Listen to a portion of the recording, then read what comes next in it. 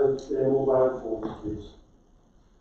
Before we move on to the business on the agenda, I would like to welcome you all back to County Hall, here in the chamber. It's fantastic again.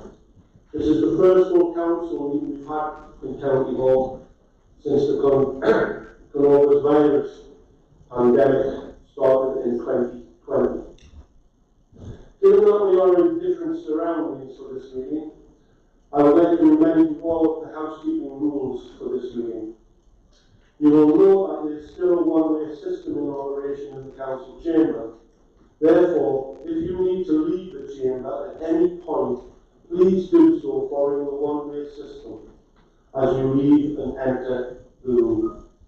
Face masks and social distancing are no longer mandatory. However, I would ask that you consider wearing face masks if you move around the chamber. The windows will be open periodically to allow and provide ventilation.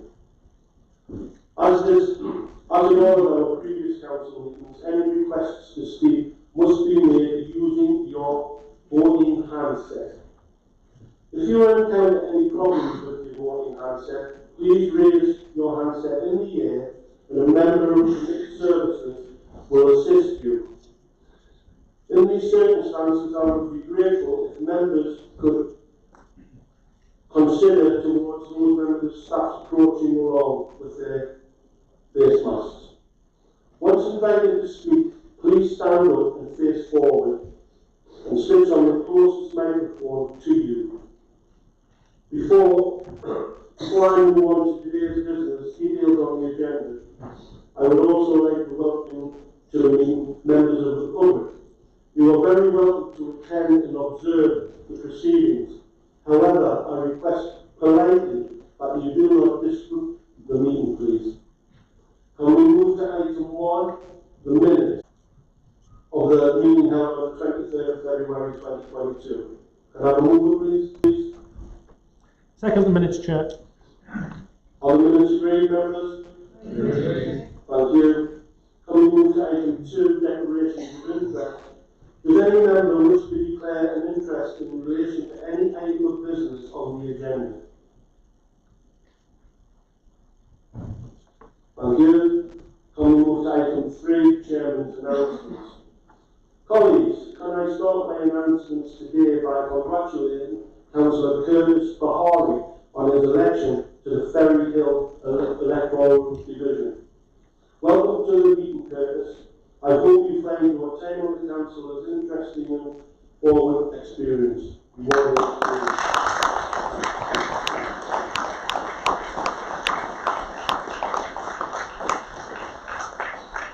Secondly, the gradual easing of COVID restrictions has enabled me to attend some civic events over the last month, some of which have been included. I'd just like to share these with the members. The World Day of Prayer service in St. Joseph's Church in Rooms, Durham High School for Girls production of Anything Goes at the Gala Theatre. Oh, fantastic. Absolutely. St. Cuthbert's Day service at Durham Cathedral, and finally the High Sheriff's Awards at Usher College in recognition of those groups and communities and encourage useful and beneficial pursuits for local young people. This year's awards recognise young groups who work with people affected by mental health issues and young offenders to help them turn their lives around. And also youth groups who work with young people, supporting them to be upstanding citizens and deterred from criminal activities. Another fantastic event. Finally, before we move on to the next agenda, can I ask again that everyone is respectful to each other during the meeting? Robust debate is part of the democratic process, but please respect the debate. It is not appropriate to shout at other councillors when speaking. Thank you, members. Can we move to item 4, the leader's report? Can I invite the leader of the council to present her report, please? Thanks, Chair. Good morning, everyone, and I hope everyone's well, and welcome back to the Chamber. Who would have imagined that 2 years ago today, as the country entered a national lockdown, that would last May, and to Curtis for his first full council meeting. Since we last met, events in Ukraine have very much overshadowed all else that is happening in the world. I am sure you will all share my horror and sadness at the situation. I would like to place on record thanks to everyone in here and across the county who have supported the Ukrainian people in the past few weeks, and for the support that we know that will continue into the future. We have always been a welcoming and inclusive county, something which is evidenced by our successful involvement in schemes to resettle refugees from Syria and Afghanistan. I know that County Durham will once again be keen to extend that hand of friendship to those in need. The government recently announced 2 schemes to support Ukrainian refugees coming to this country. We are still awaiting some of the detail, but we know that local authorities will have a significant role to play. We will keep you updated as we hear more, but would like to assure you that we will be doing all we can here in County Durham to support Ukrainians forced to flee their homeland. Last week, we were notified by the Department for Digital Culture, Media and Sport that we had made it into the shortlist of the UK City of Culture 2025. This is a fantastic achievement, with County Durham being just one of 4 areas to make it from an original list of 20 locations. The impact of securing the title cannot be underestimated, and it would bring enormous social and economic benefits not just to the county, but also to the wider region. I am so proud that we have made it this far, but I'm not surprised. Our area has so much to offer, and it's not just about our stunning landscapes, amazing heritage and vibrant cultural offer. It's about our ambition and our tradition of coming together to achieve something incredible. There are just a few weeks left to go now until we hear which area will take the title. So I would encourage you to do all you can to show your support for County Durham. It really would be amazing to be able to declare ourselves UK City of Culture 2025. In other news, I'd like to congratulate our Neighbourhood Warden team on winning the Litter Initiative of the Year honour at the Keep Britain Tidy Network Awards. The award is in recognition of a scheme developed by the team to use education to tackle the problem of littering, with offenders being offered the opportunity to complete an online course as an alternative to a fixed penalty notice. The past month has also seen the launch of 2 important new facilities in the county, which include a new hub in Sherburn Hill, which will provide support to young people who are leaving care. It will provide a safe, supportive community space where care leavers can go to seek advice and support, and also meet with others who share their experiences. And looking ahead, next month we see the return of the Bishop Auckland Food Festival, one of the highlights of the county's cultural calendar. And this year visitors can once again look forward to dozens of stalls selling local produce and freshly prepared goods, as well as family entertainment and cookery demonstrations by some famous faces. The festival takes place on Saturday the 23rd and Sunday the 24th of April, so please, if you can, head along. Thank you.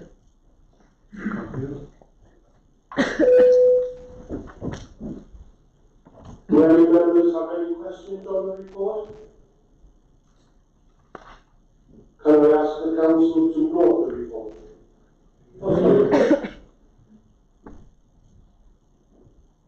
Did you use the handset? Right, okay.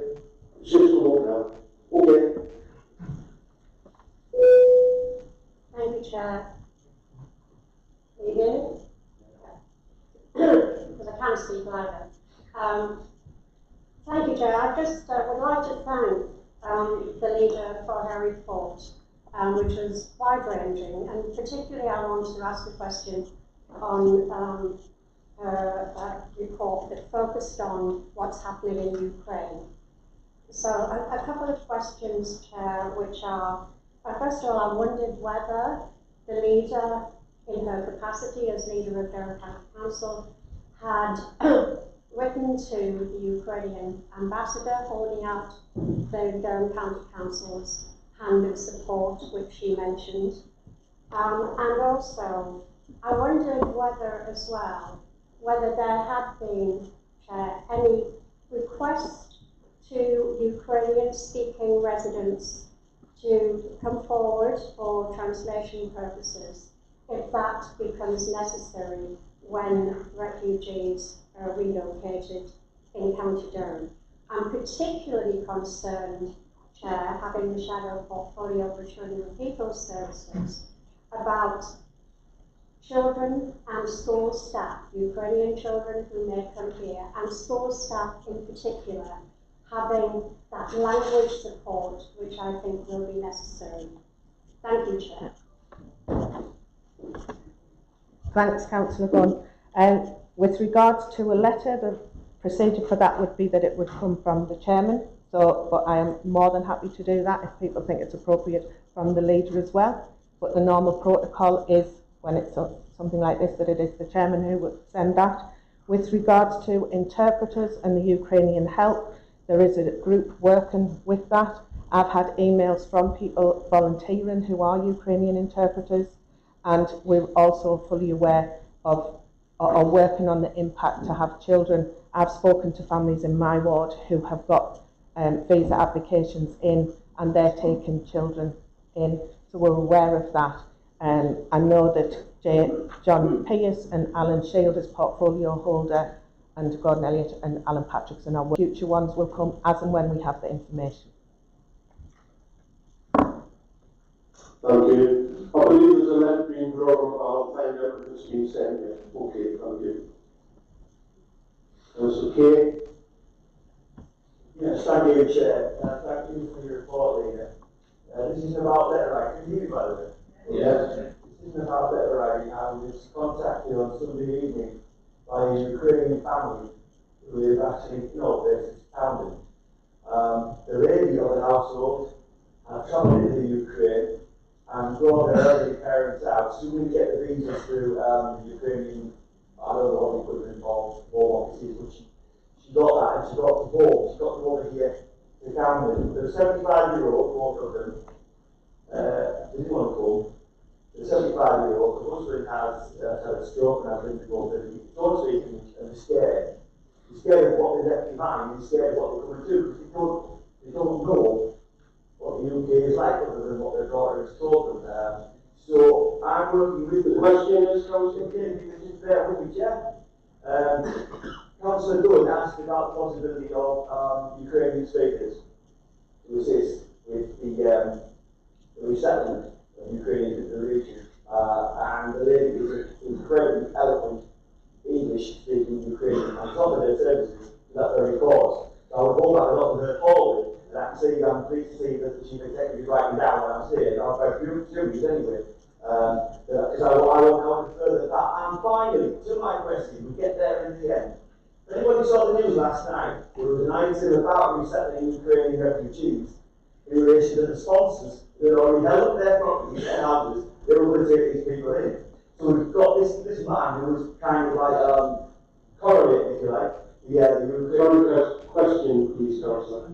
There were 29 families willing to put Ukrainians in the accommodation they had. How many have been actually settled in? None, because of bureaucratic problems with the local authority. Are we doing all this now?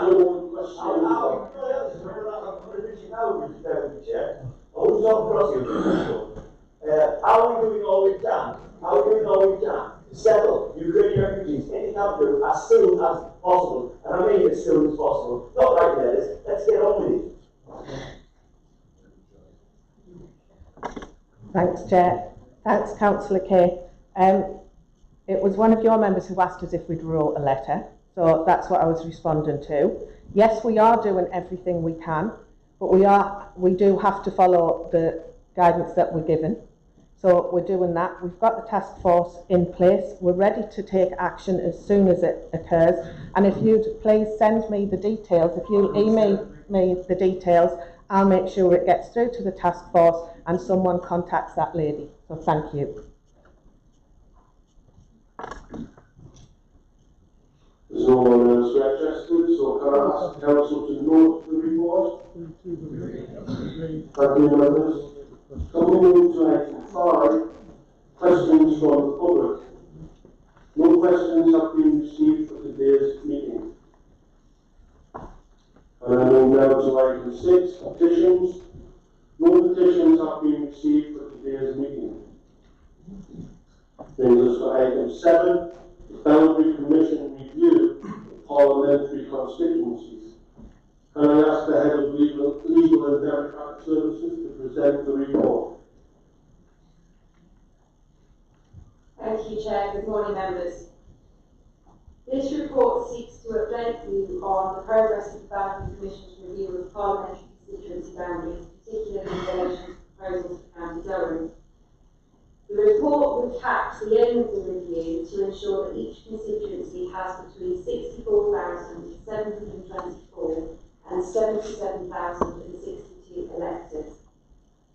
You will recall that at the meeting on 14th of July 2021, the Council requested the Constitution Working Group meet to consider the proposals and seek to agree any principles of common ground. Constitution Working Group met and agreed principles as set out at paragraph 16 of the report, and these were submitted to the Boundary Commission by way of letter dated the 30th of July 2021. In February 2022, the Boundary Commission published all of the responses received during the first round of consultation, and details of the responses for County Durham are appended to the report at appendices 3 through to 11.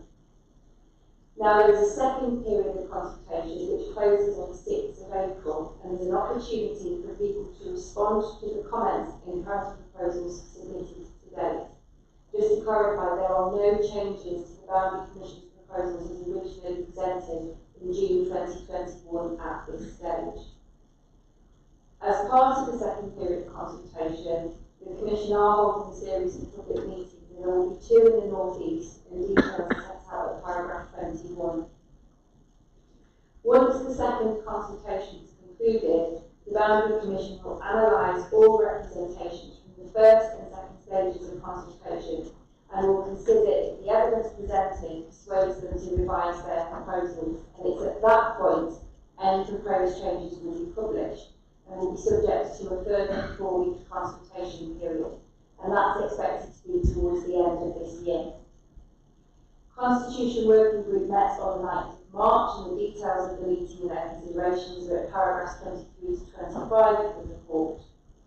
The group agreed to recommend to Council that it reiterates its position as set out in the letter dated 30th of July 2021, and also call on the Boundary Commission to note the strong opposition to the proposals and the importance of maintaining community ties. The draft letter is at Appendix 12, and the recommendations for Council to approve it and request that I, as Head of Legal and Democratic Services, submit it to the Boundary Commission prior to the consultation closing on the 6th of April 2022. Thank you, Chair. Can I have a move? Can I have a move, please? Thank you, Chair. I'll move the report and the recommendations at paragraph 7. I won't go into any more detail than has been gone into by the Head of Legal. If you've read the appendices, you will see that all 4 formal political parties in this chamber, i.e. Greens, Labour, Liberal Democrats and Conservatives, have put in official regional representations. The Constitutional Working Group therefore thought it pointless to try and push for consensus among the CWG and indeed among full council, because we clearly wouldn't get it, and therefore the letter that we are proposing to send at Appendix 12 really makes fairly common sense points on which I would hope we could all agree, namely that we shouldn't be splitting very closely related communities like Crook and Willington and Spenmoor and Tudor. So that essentially is the representation that we are making today in this report, and I would hope that all members will approve the report on the recommendation at paragraph 7. Thank you, Chair. Thank you. Thank you. Can I have a second, please? Yeah, I'd just like to formally second the report. That was the agreement with the Constitutional Working Group. Thank you. Does any member wish to speak on the report?